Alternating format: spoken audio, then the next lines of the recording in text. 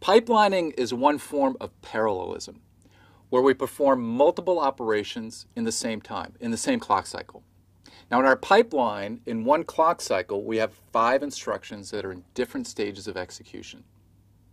Now in this module, we're going to expand our pipeline and make it a superscalar pipeline. In a superscalar pipeline, each of those pipeline stages can hold more than one instruction. So for instance, we can fetch 2 instructions in our program at the same time. We can decode those 2 instructions. We can execute those 2 instructions. And we can have each of our 5 pipeline stages be able to accommodate 2 instructions rather than 1. And this is exactly what your smartphone does. It has a superscalar pipeline, which may even be wider than 2 instructions. It may be able to, say, execute 4 instructions or even 6 instructions. Now, our superscalar pipeline, though, is going to be limited by the properties of our program. In particular, whether it has instruction-level parallelism or ILP. So instruction-level parallelism is the independence between different instructions in the same program. And what that implies is there's no data dependencies between instructions.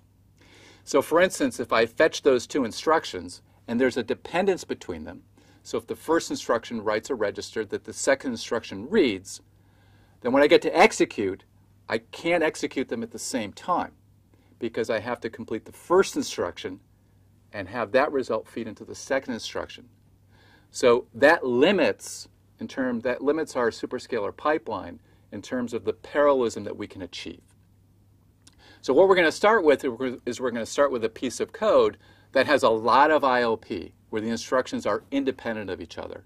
And we'll see how that proceeds through our pipeline and how we're able to get 2 instructions completed every cycle rather than just 1 in our existing pipeline. Then we're going to introduce some data dependencies in our code. And we're going to see 2 techniques for getting around those data dependencies. The first is using the compiler. So if we have a smart compiler, we can potentially reorder instructions in our code and get around these data dependencies and still complete 2 instructions in a cycle while having correct functional code. So sometimes we can have a compiler that does this. But your smartphone may be able to do this dynamically in the hardware itself.